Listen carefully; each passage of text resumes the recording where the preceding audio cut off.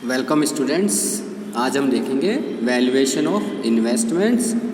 Means जब हम closing करते हैं बुक्स की 31 मार्च को, तो उस दिन हम बैलेंस शीट में जो इन्वेस्टमेंट दिखाते हैं उसमें क्या वैल्यू दिखाएं, तो उसका वैल्यूएशन किस प्रकार किया जाता है इन्वेस्टमेंट्स का, वो देखेंगे।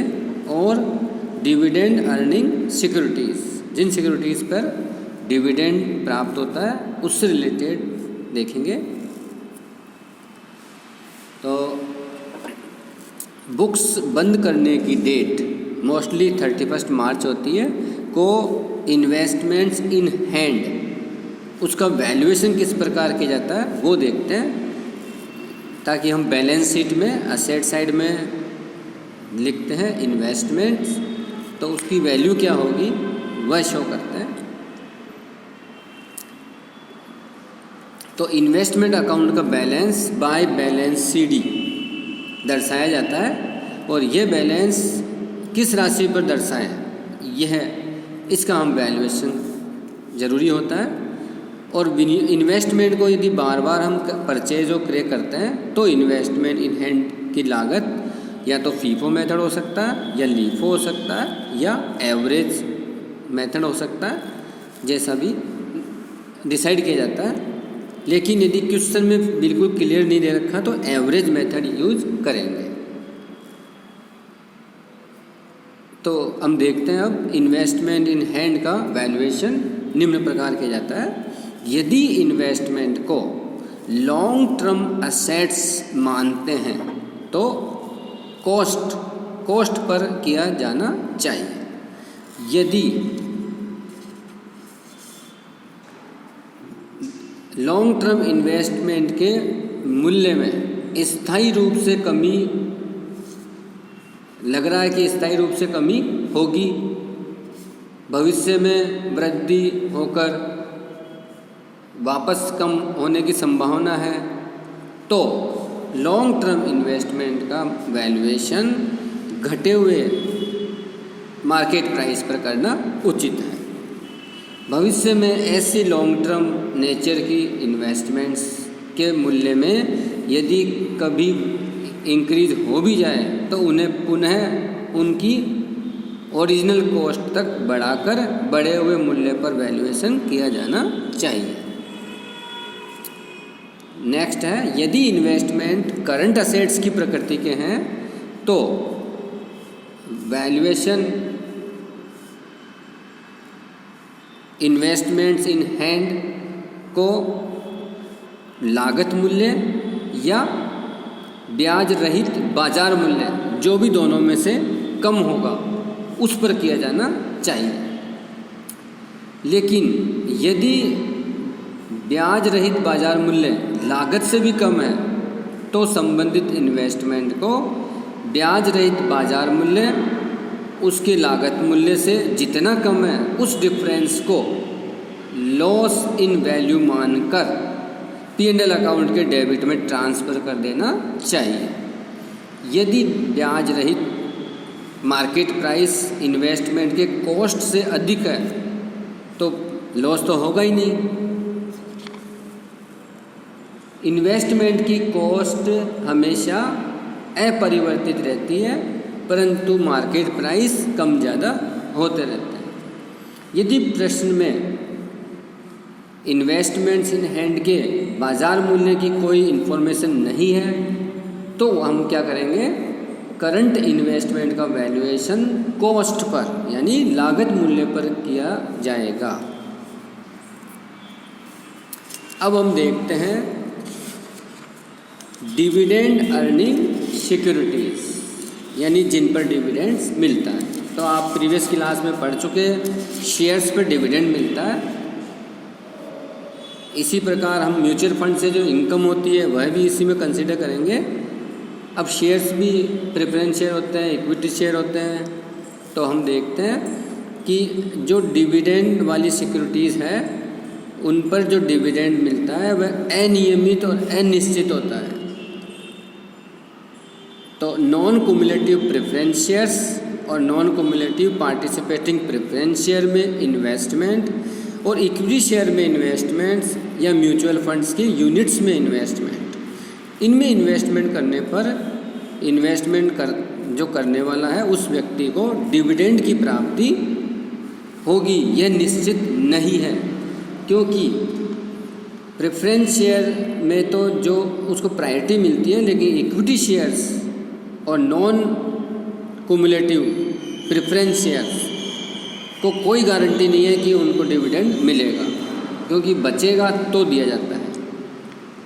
Equity shares, non participating preference shares और म्यूचुअल फंड के यूनिट्स पर डिविडेंड की कोई रेट फिक्स नहीं होती है।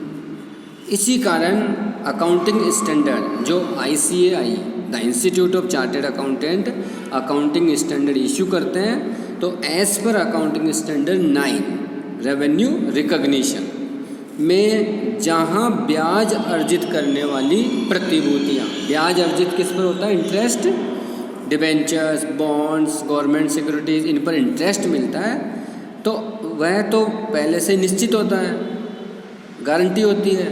तो ब्याज को समय आधार पर अर्जित मानते हुए इनकम के रूप में अकाउंटिंग करने की मान्यता अकाउंटिंग स्टैंडर्ड 9 में निर्धारित की गई है। वहाँ अंशों में विनियोजन में, यानी अकाउंटिंग स्टैंडर्ड 9 में इन्वेस्टमेंट से डिविडेंड की आय के रूप में मान्यता का आधार अंशों के स्वामी को लाभांश भुगतान का अधिकार प्राप्त होने पर आय मानना निर्धारित किया गया है, यानी जब डिविडेंड रिसीव्ड हो जाएगा तो ही। इस प्रकार अकाउंटिंग स्टैंडर्ड 9 में अंशों पर लाभांश की घोषणा या लाभांश की प्राप्ति जो भी पहले हो पर ही लाभांश की आय का लेखांकन करना उचित समझा गया है। अब हम देखते हैं accounting for dividend earning securities, यानी जिन पर डिविडेंड मिलता है उन सिक्योरिटीज़ की अकाउंटिंग किस प्रकार की जाएगी। तो जैसा हमने इंटरेस्ट वाली सिक्योरिटीज़ में देखा था, कम इंटरेस्ट और एक्स इंटरेस्ट प्राइस, उसी प्रकार यहाँ देखेंगे कम डिविडेंड प्राइस और कम एक्स डिविडेंड प्राइस। इन्वेस्टमेंट्स, जो इन्वेस्टर है, इन्वेस्टर की बुक्स में इन सिक्योरिटीज से संबंधित परचेज, सेल्स, डिविडेंड रिसीव्ड के अलावा अन्य अंशों से संबंधित व्यवहार, for example bonus shares, right shares और डिविडेंड, इनका भी देखेंगे। तो पहले हम समझते हैं कम डिविडेंड प्राइस। नाम से क्लियर है कि इसमें डिविडेंड शामिल है, लाभांश सहित।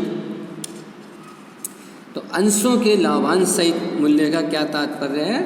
अंश क्रय करने के पश्चात अंशों पर जो घोषित या प्राप्त होने वाले लाभांश, बोनस, अधिकारांश यानी राइट शेयर्स आदि पर क्रेता का अधिकार होना, परचेजर का अधिकार होना। अतः लाभांश सहित मूल्य पर क्रय या विक्रय होने पर यह मान लिया जाता है कि संबंधित कंपनी का डिविडेंड का चेक अथवा डिविडेंड जो भी लेटर आएगा, डिविडेंड वारंट हेतु अंशों के धारकों का निर्धारण करने संबंधी जो रिलेवेंट डेट है तक अंशों के क्रेता का नाम अंशों के स्वामी के रूप में अंशधारियों के रजिस्टर में एंट्री हो जाएगी। लाभांश सहित यानी कम डिविडेंड प्राइस पर क्रय विक्रय करने पर अंशों के क्रेता को अंशधारित की गई अवधि तक के लिए एक्रूड डिविडेंड की पृथक से कोई राशि नहीं चुकानी पड़ेगी। डिविडेंड रिसीव होने पर क्रेता को अंश क्रय करने की तिथि के पूर्व अवधि में अर्जित किए गए लाभ या रिजर्व में से घोषित या प्राप्त होने वाला लाभांश को क्रेता द्वारा लेखांकन हेतु कैपिटल प्रॉफिट पूंजीगत लाभ माना जाएगा, जिसे क्रेता द्वारा चुकाए गए क्रय मूल्य में से लेस करेंगे तो घटाने पर ही एक्चुअल कॉस्ट प्राइस ज्ञात होगी। और लाभांश सहित कम डिविडेंड मूल्य पर विक्रय करने वाले यानी बेचने वाले विक्रेता को उक्त अवधि का डिविडेंड प्राप्त नहीं होगा, परंतु डिविडेंड की घोषणा होने पर विक्रेता अंशों के लाभांश सहित मूल्य में से उस अवधि से संबंधित डिविडेंड की राशि से विनियोग खाते को डेबिट कर यानी इन्वेस्टमेंट अकाउंट को डेबिट करेगा और डिविडेंड अकाउंट को क्रेडिट करेगा। इस प्रकार लाभांश सहित मूल्य पर किए गए अंश विक्रय पर विक्रेता को होने वाले प्रॉफिट या लॉस का सही निर्धारण डिविडेंड लेखांकन करने पर होगा। अब हम देखते हैं एक्स डिविडेंड प्राइस, लाभांश रहित मूल्य, यानी इसमें लाभांश शामिल नहीं है। तो लाभांश रहित मूल्य का अर्थ डिबेंचर, बॉन्ड्स, गवर्नमेंट सिक्योरिटीज आदि के ब्याज रहित मूल्य के समान नहीं होता, अपितु लाभांश रहित मूल्य का अभिप्राय है क्रेता द्वारा क्रय करने की तिथि के बाद की जो तुरंत आगामी लाभांश की डेट है की घोषणा होने की अवधि से संबंधित शेयर से जुड़े समस्त लाभ, for example dividend, bonus, right shares का अल्टरनेट विक्रेता का अधिकार बना रहेगा। अर्थात क्रेता क्रय करने के तुरंत पश्चात ही लाभांश हेतु घोषित जो डेट है तक की अवधि से जुड़े हुए अंशों से समस्त लाभ प्राप्त करने का अधिकारी नहीं होता। अब हम देखते हैं expenses on purchase and sale of shares, यानी परचेज और सेल करते हैं उससे रिलेटेड जो एक्सपेंसेज है उनका क्या किया जाता है, क्या ट्रीटमेंट होता है।